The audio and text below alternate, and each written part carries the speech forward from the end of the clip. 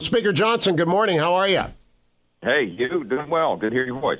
You're early, and I'm glad you're early because I got a lot to talk to you about. And we'll talk during the break and post it all, and then after the break as well. So let me begin by asking you, have you spoken to President Trump?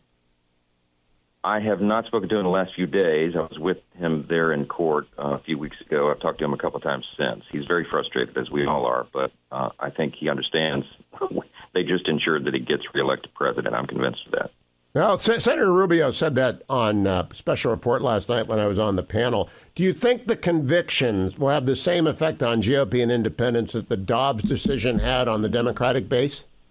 You know what? That's a great analogy. I think it probably will. Today I'm in Ohio and Michigan, tomorrow in Illinois. Hugh, I've been in, by the end of this week, I will have been in 115 cities doing campaign events in the last 6 months in 29 states.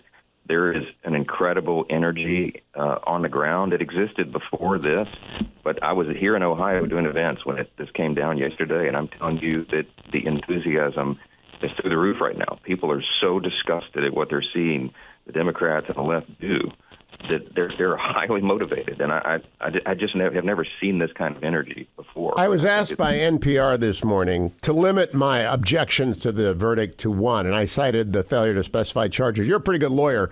Which one would you hold up? The judge's conflicts, the instructions, the failure to allow Brad Smith to testify? What's your number one reason for reversal? Gosh, it's a great question. I probably the fact that as the Trump's litigation team is suggesting this morning, we know that Cohen perjured himself on the stand. He should have been impugned as a witness, and he wasn't. And the entire case is premised and built upon his testimony.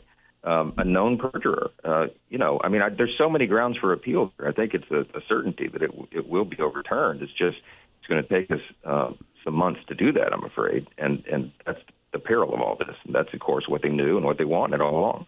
Do you expect this miscarriage of justice to impact the former president's selection of vice president? Will he go for a lawyer that can combat the ridiculousness of this, like Tom Cotton or Mike Pompeo? Or will he want a contrast with a mild-mannered but very smart Doug Burgum? What do you think? Or Tim Scott or someone like that. Yeah, we have an embarrassment of riches on our side. It's a deep bench, unlike the other team, and that's a great problem to have. He's got some great choices. Everyone you named there are good friends and trusted friends of mine. So it's tough for me to handicap the race, but I'll tell you, he's got great choices. I think any of the people you mentioned could give voice to this and express the outrage of the people and explain what's wrong about it. It really doesn't take legal acumen or a legal background to be able to see that what's happened here is just plainly wrong, and it's lawfare, and there's no better way to describe it. I think people understand that. Well, I look forward to the vice presidential debate, and when Vice President Harris stands up and says, I was a prosecutor and this was well done, I just think maybe I'd like to have Mike Pompeo say, well, not only am I a good lawyer, but I was the Secretary of State and you've embarrassed us around the world. Because I do think this embarrasses us around the world. Do you share the opinion of former National Security Advisor O'Brien that this really damages our rule of law arguments everywhere? Yeah, absolutely. I mean, this is what you expect in a third world country, a banana republic, not the United States, the premier legal system in the world that's been, the model and the envy of everybody for so long. The Democrats are so desperate because they know President Trump is crushing Joe Biden in the polls that they have relegated themselves to this, to risk the destruction, the credibility of our entire system of justice, and there is nothing less than that at stake here. People don't see the system as fair right now, and you and I both know that's a peril to the maintenance of a constitutional republic. People have to believe that the system of justice is fair, and they don't right now. And it's going to take us quite a bit of time to restore that faith, and that's a serious now, Mr. Speaker, I come from California. That's where I practiced law for 35 years. I'm retired now. And I've argued before judges I didn't think were going to go my way, like Stephen Reinhart. I won that case on the Ninth Circuit, but I nevertheless thought I didn't have much of a chance going in because it was Reinhart. And I've argued in front of other judges who are erratic. I've never argued to a judge who had contributed to an anti-Hugh campaign. You're a lawyer. I mean, can you believe Merchant stayed on this case after he had contributed to Biden and to two committees? Symbolic, small contributions, but he wanted to make a statement. Can you believe he rejected the recusal motion? It's incredible. It's incredible. I was with President Trump, rode with him in the motorcade to court a few weeks ago to see all that charade for myself, and I just can't believe it. I mean, and think of it, Hugh. Even in the last week or so, you've got the left apoplectic that Justice Alito should supposedly recuse himself because his wife flew a flag at their home. Right? This guy, this judge in Manhattan, to your point, is an open, known Biden donor. His daughter, by the way, is out raising millions of dollars on the trial that's going on in front of him.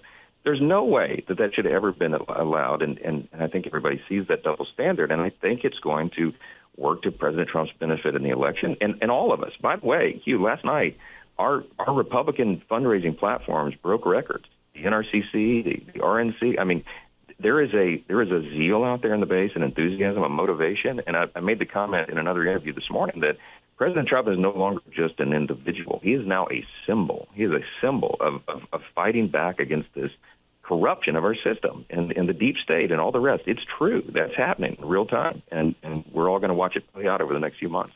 Mr. Speaker, I have been trying to condense the issue set in ways that are easy to remember, and I'm finally down to the 5 I's. The 5 I's, of course, applied in the intelligence world are Canada, the United States, the United Kingdom, Australia, and New Zealand. The 5 I's of 2024, I think, are inflation, number one, immigration, number two. Number 3 is Israel. Number 4 is the infirmity of Joe Biden. And number 5 is the injustice done to Donald Trump. Good summary? That's excellent. You've got a great way of doing that summary. I might adopt that, Hugh, and I will give you the credit for it because there's so many issues, to your point, to talk about. And when I'm moving around the country doing all these events, I mean, people are so frustrated about so many things. It's helpful to us to be able to summarize it well, and I think that does it. Yeah, that last I that we've just added is a big one, and I think it may overtake some of the other issues. Speaker Johnson, in terms of your advice to candidates running for the House of Representatives who are challenging Democrats in competitive districts, do they lead with the inflation? Do they lead with the immigration nightmare that we have on our hands? Do they lead with the Israeli war and the fact that Joe Biden doesn't know whether he's coming or going? Do they lead with the infirmity of the president, or do they lead with the injustice done to the former president? It's a great menu of items there. I think no matter where you are in the country right now, and I mentioned I've been to over 110 cities in 29 states in the last 6 months, the issues are the same. I mean, they really are. It doesn't matter where you are, north, south, east, west. That's what's been on everybody's hearts and minds. It's inflation. It's the immigration, the open border, the infirmity of the president. I would add another I. How about instability on the world stage, which really all of this leads into? That's a real problem. We're on the verge of World War III. We've got hot wars around the globe, and China, Russia, and Iran all working together against Israel, of course, but us as well, and the free world. These are dangerous times, and there's a lot to discuss, and people have a lot on their hearts and minds, and they're fed up. They're ready for change. And I think the polling was already showing us. The poll that came out Wednesday of this week already said they gave Biden that this is a hill in the decision desk, and they looked at 200 different metrics across the board, across the country. And they assessed that Donald Trump, prior to this verdict, had a 54% chance of winning the White House. I think that's underestimated. They think Republicans had an 80% chance of winning the Senate. They gave us a 64% chance of keeping and growing the House majority. I think all those numbers just went up pretty dramatically, and it's going to be an exciting year. Now, white hot anger has to be channeled into political activity that is legitimate and just, not into stupid stuff, and certainly not into violence. I know you know that, but do you expect the legacy media, especially the Manhattan Beltway media elite, to honestly explain to their audiences the grounds for appeal and why I and Mark Levin and many other people are so, Ted Cruz last night, 100% confident in reversal? Do you think legacy media will fairly present this over the weekend? Oh, no, of course not. And they can drag this out now for another month before sentencing and then all the way through the convention. That's the game. That was the design. That's what they wanted to do. Call Donald Trump a convicted felon, try to attack his character all the way through this thing. They're terrified, Hugh, because they know that he is beating Joe Biden in all the swing states, 6 of the 7 when I last saw it. I'm on the ground here. I mentioned in Ohio and Michigan today. I'll be in Illinois tomorrow. I'm telling you that these are not, even in blue states and swing states, President Trump already had the energy and the enthusiasm on his side, and I think this makes it better for our team. Oh, Bernie Moreno's the happiest man in America. I know he doesn't really want the president unjustly convicted, but Bernie Moreno is going to just immediately. Sherrod Brown is so bad on this stuff. I hope somebody asks him about the recusal idiocy that he signed on to for Justice Alito after this. Where in Ohio are you? That's my home state, Mr. Speaker. Oh, yeah. Well, I'm in Cincinnati this morning, and we'll be headed. We're doing 4 cities in Ohio in 36 hours. So Toledo and Columbus and Cleveland. And I'm telling you, the crowds here are enthusiastic. They know what's at stake. Everybody does. We're apt to say, oh, the next election cycle is the most important one of our lifetime. Everybody knows this one truly is, and so they're motivated. We set fundraising records last night on our fundraising platforms after all this broke, and we had to set up a new site because they were crashing all of our sites. So supportdjt.com is our House majority's effort to stand with the president and get this thing done. So I refer everybody there if they get a chance. Supportdjt.com? That's right. I'm glad you told me that because I do think the website's going to go down again, supportdjt.com. In Michigan, will you be with Mike Rogers, who was on the program yesterday? Yes, I'm trying to catch up to him. He is busy on the campaign trail and doing a great job, and I think he's got a fantastic shot there. So I'll close with this, Mr. Speaker. I know you're pressed, and I appreciate the time. I want to play what people didn't hear afterwards. If we get back the Senate, and I think we're going to win with McCormick, with Hogan, with Marino, I think we're going to win with Tim Sheehy and Kerry Lake and Sam Brown, and maybe in Wisconsin. I think we're going to get the Senate back. I think you're going to hold your majority. You get one big swing in reconciliation. I hope it's aimed at education and defunding schools with more than $1 billion in endowment and making choice a requirement of every school in nation. Like Louisiana just adopted choice, I believe. What do you think your big swing will be if you get the House and the Senate with the new second term of President Trump? Well, the reconciliation process is so important because you know that it requires only a bare majority vote in the Senate instead of the 60-vote threshold. We're going to use it aggressively and broadly. We've got a multi-pronged plan to do that because we need massive policy change. Those issues you mentioned are high on our list. There's other things as well, including even immigration. So I think that the Byrd rule, we can survive that, not to get too deep in the weeds. A lot of people don't follow all this, but the Democrats used it very broadly last time, and they kind of set a new precedent. And so we're making some very important plans for how to do that. The Byrd rule for the audience. This audience understands that it's a dollars and cents rule. If you're going to affect the reconciliation process, you've got to be affecting the budget. But I think you can do education spending, you can do immigration, you can do a lot with budget-connected stuff, right? That's right. The Senate parliamentarian is the arbiter of all that, but we're working on the front end, so there's no surprises. And we're very bullish and optimistic about what we'll be able to achieve in that. Look, we got to fix every metric of public policy. Joe Biden and the Democrats have messed it all up, of course. And I told President Trump recently, Mr. President, in your next term, which I'm convinced you'll get, you can be the most consequential president of the modern era, sir, because obviously we got to fix everything. And he knows that. He gets it. And we're going to have a very aggressive first 100 days agenda in the new Congress, new administration, and I think it's going to excite the people. My last question, Mr. Speaker. We have enemies, China, Iran, Russia.